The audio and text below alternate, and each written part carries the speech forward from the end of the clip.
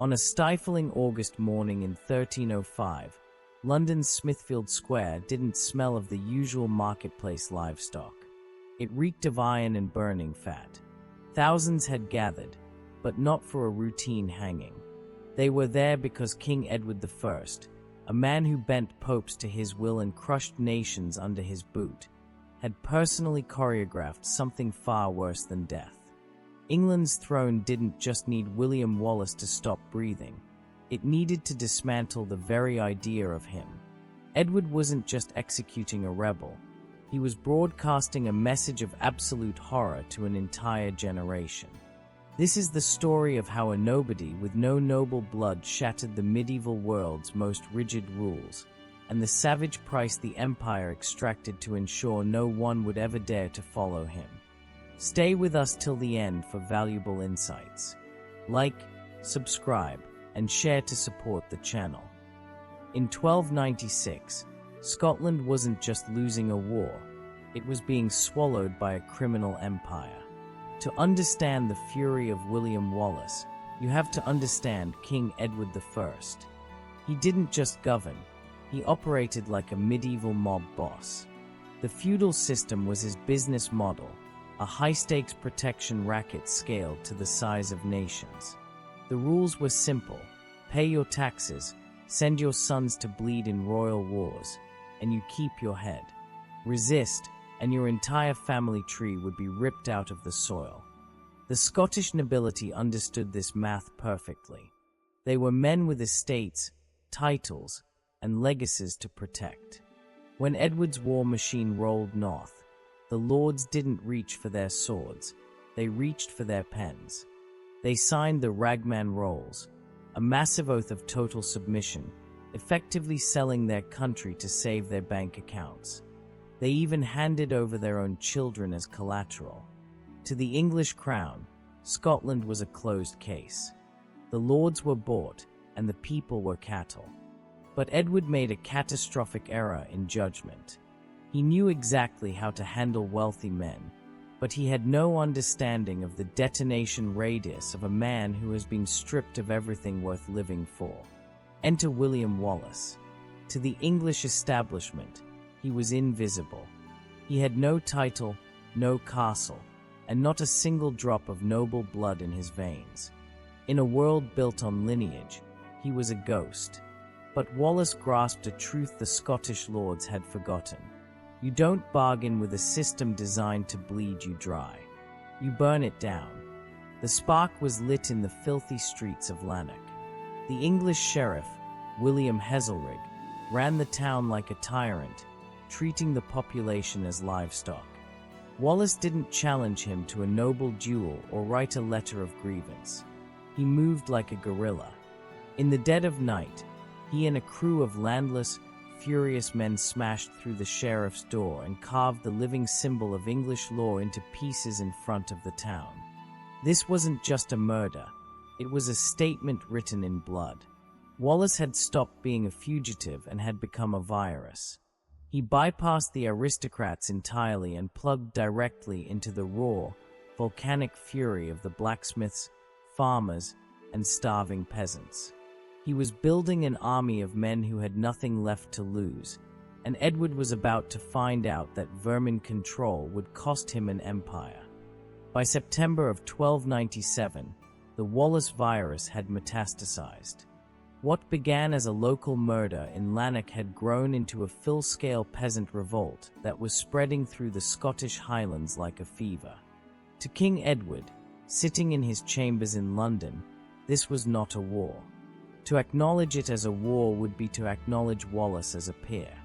Instead, Edward viewed this as vermin control, a messy bit of household maintenance to be handled by his northern garrisons. He ordered a professional strike force to assemble and grind the uprising into the dirt. This was the most sophisticated killing machine in Europe. It consisted of thousands of battle-hardened foot soldiers, companies of lethal Welsh longbowmen, and the medieval world's ultimate instrument of destruction, the heavy cavalry. In the 13th century, a knight in steel plate atop a massive warhorse was the equivalent of a modern main battle tank. When heavy cavalry hit infantry on open ground, it wasn't a fair fight. It was a matter of simple geometry. The momentum of half a ton of muscle and iron simply erased anyone standing in its path. Leading this force was John de Warenne, the Earl of Surrey, and beside him rode Hugh de Cressingham, the English treasurer of Scotland. Cressingham was a man defined by two things: his grotesque greed and his utter contempt for the common man. He had spent years draining the Scottish economy to fund Edward's continental wars, treating the Scottish population like an orange to be squeezed for its last drop of gold. He viewed the expedition to Stirling as an annoying delay in his accounting schedule. Crush the rabble, get back to extracting wealth, was his only strategy. The English column reached the River Forth and looked across. On the far bank, standing on the elevated ground of Abbey Craig, was Wallace's army. The English officers almost laughed at the sight. The Scottish force was a joke, mostly farmers and blacksmiths in threadbare clothing, gripping long wooden spears. They had no armor, no horses, and zero noble leadership. By every accepted principle of medieval combat, the outcome was already decided. But Wallace was rewriting the rules of the world. He understood that the English army's greatest strength, their heavy, expensive gear, could be turned into their greatest weakness. The only path to the Scottish position was Stirling Bridge, a narrow wooden crossing barely wide enough for two horses to walk side by side. It was a devastating choke point. The Earl of Surrey saw the danger immediately. Funneling an army across a tight bridge with an enemy watching from above was suicide. But Cressingham erupted in a rage. He barked that every hour of delay was a waste of the king's money. He demanded an immediate crossing and a swift massacre. Surrey, a seasoned soldier, folded under the pressure of the bureaucrat. On the morning of September 11th, the English began to file across. It was a slow, clanking procession. Wallace watched from the heights, silent and motionless. He let the English vanguard take their positions on the far bank. He watched the massive war horses struggle as they stepped onto the soft, waterlogged marshland of the riverbank. He waited until precisely the right number of enemy soldiers had crossed, enough to be a crushing blow to the English military, but few enough to be surrounded. He waited until they were sealed between his spears and the deep, fast-moving river at their backs. Then, he gave the signal. A horn blast split the air, and the Scottish spearmen didn't hold their ground. They surged downhill at a dead sprint. They crashed into the English vanguard before the cavalry could even begin to accelerate. The entire physics of the battle flipped in an instant. The knights were jammed into a narrow, muddy pocket. Their horses couldn't move. They couldn't build the speed necessary for a charge. They were massive, expensive, completely stationary targets. The Scottish rabble tore into them with a fury that bypassed all sense of chivalry. Wooden spears punched through plate armor and ripped into horse flesh. England's elite warriors were dragged from their saddles and butchered in the freezing muck by men fighting with modified farm tools. Panic cascaded back toward the bridge. Soldiers still on the crossing tried to push forward to help, while those being slaughtered on the bank tried to retreat. The bridge became a death trap of colliding bodies and shrieking horses. Under the weight of the chaos, the structure buckled. Men wearing 80 pounds of iron were thrown into the deep river. They dropped like anchors, their fingers clawing at the muddy water as they drowned in the freezing current. The Battle of Stirling Bridge was a catastrophe for the English crown. Wallace had proven the unthinkable. An army of common men could destroy the aristocracy. But it was what happened after the battle that sent the loudest message. The Scots found Hugh de Cressingham, the treasurer who had spent years flaying the Scottish people with taxes. They decided to return the favor. Scottish soldiers flayed the dead treasurer's corpse, peeling the skin from his body while it was still warm. They cured the hide and sliced it into strips. Wallace himself took a piece of the man's skin and fashioned it into a belt for his sword. It was a visceral, unmistakable message aimed straight at the heart of London. Your titles mean nothing. Your authority is a lie, and we will wear your offices as trophies. In London, the reports from Stirling Bridge landed on King Edward's desk like a physical blow. His elite cavalry, the steel-clad backbone of his empire, had been slaughtered by peasants. His high-ranking officers were dead. Most hauntingly, his treasurer, the man who represented the king's own financial reach, had been literally peeled apart and worn as a trophy. The illusion of untouchable royal power hadn't just cracked, it had shattered. Edward understood the stakes now with terrifying clarity. This was no longer a border dispute or a tax revolt. This was a contagion. If a nobody like Wallace could humiliate the crown and live to tell the tale, the entire feudal structure of Europe would collapse. If the commoners realized they could kill their betters, the king was nothing. Edward's response was a masterclass in psychological and strategic warfare. He realized that killing Wallace in battle would be a mistake. A warrior who falls with a sword in his hand becomes a martyr. A martyr becomes a legend. And a legend is a ghost that you can never kill. To destroy the rebellion, Edward knew he had to destroy the man's dignity before he took his life. The open war died in the blood-soaked fields of Falkirk in 1298, where Edward brought the full, crushing weight of his military to bear. But Wallace escaped. From 1298 to 1305, William Wallace ceased to be a general and became a phantom. He dissolved into Scotland's dense forests, its frozen glens, and its remote highland passes. While Wallace was hiding in the rain, Edward was fighting a second war back in London, a war of perception. He launched the most sophisticated propaganda campaign of the medieval period. He didn't frame Wallace as an enemy soldier. He cast him as a subhuman monster. Every priest and town crier in England was given a script. The narrative painted Wallace as a feral beast who tortured clergymen for fun, burned religious women alive in their churches, and mutilated English children. None of it was true, but that didn't matter. Edward was preparing the public mind. He needed the English people to feel a visceral, blind hatred for the man. He was building a stage, and he needed the audience to be hungry for blood. Simultaneously, Edward turned human greed into a weapon. He placed a bounty on Wallace's head so enormous it could transform a starving peasant family into wealthy landowners for generations. He flooded Scotland with English gold. He knew that while the common people loved Wallace, poverty is a powerful lever. Every roadside inn, every isolated farm, and every friend became a potential trap. For 7 years, Wallace lived in a state of suffocating paranoia. He couldn't close his eyes without wondering if the person standing guard had been bought. He had no supply chain, no safe house, and no country. The Scottish nobles, the men who should have led the fight, had already crawled back to Edward, signing new oaths of loyalty to protect their estates. Wallace was the last man standing in a vacuum of betrayal. He was sleeping in ditches and eating raw game, while the king's intelligence network tightened the noose. Edward's orders to his spies were absolute. Do not bring me his corpse. Bring him to me breathing. The king didn't want a dead hero. He wanted a broken criminal.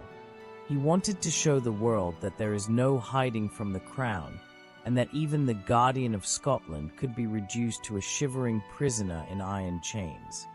The trap didn't close on a battlefield with the clash of steel.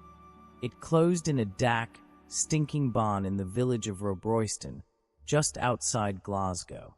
By August of 1305, the 7-year manhunt had reached its boiling point. Edward's gold had finally done what his armies could not. It had bought a soul.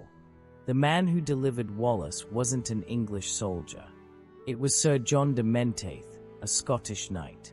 This is the detail that your audience needs to sit with. The nobody who fought for the people was sold by the somebody who fought for himself. Menteith had done the cold math of survival. He saw that the wind was blowing toward London, and he decided that a chest of English silver was worth more than a country's freedom. Through a web of paid informants, Menteith tracked Wallace to his hiding spot. There was no last stand in a blaze of glory. Wallace was exhausted, sleeping in the shadows of the barn when the door was kicked in.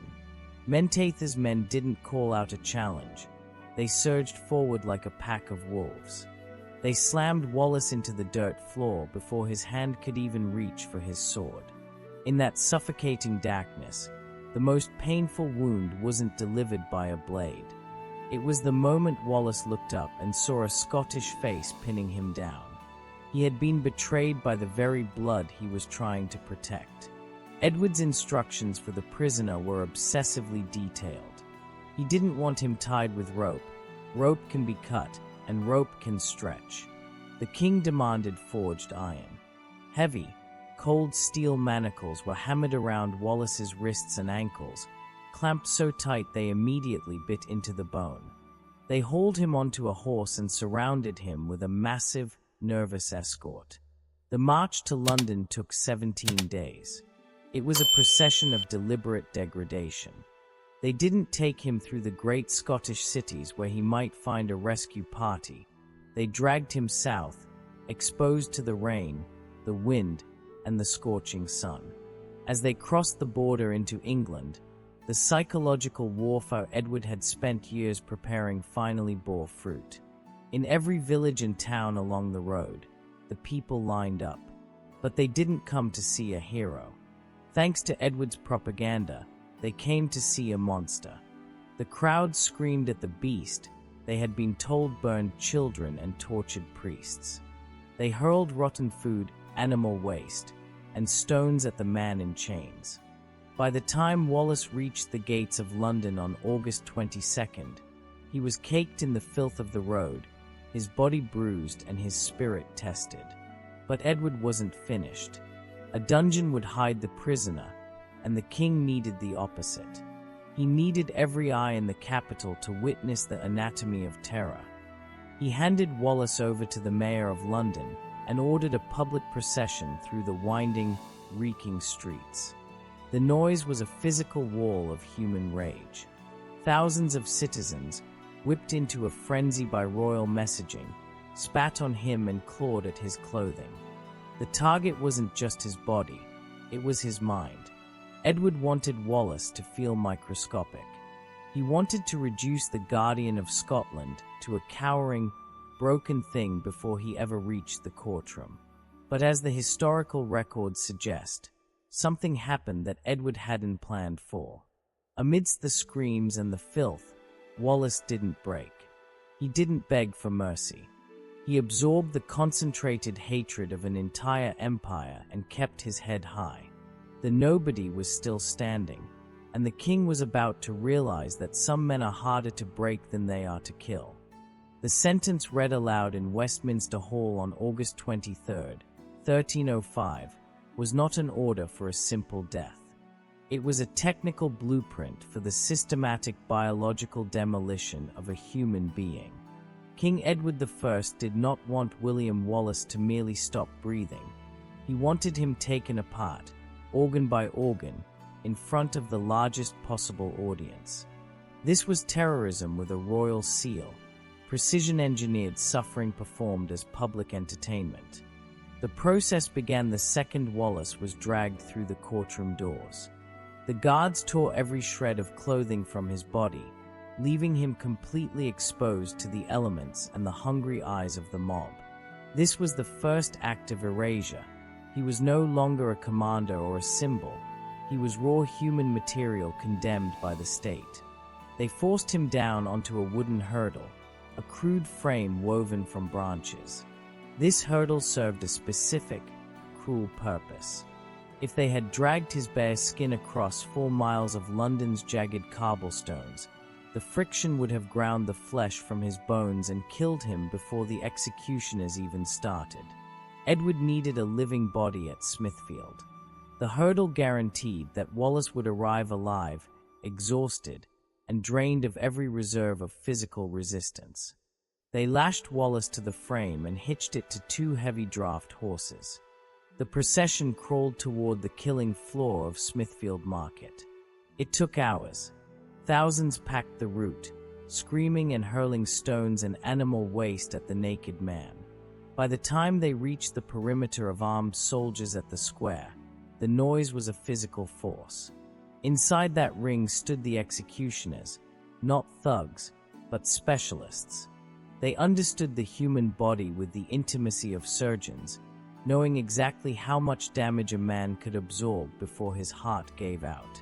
They laid out their tools, heavy hemp rope, forged iron blades, and massive braziers glowing with heaped coals. First came the short drop. They hauled Wallace just high enough that his feet cleared the ground. This was controlled suffocation. They watched his face turn purple and his lungs scream for oxygen. Then they cut the rope at the exact moment before his brain died. He slammed into the dirt, unconscious but breathing. They threw freezing water on his face to wake him. Edward's orders were explicit.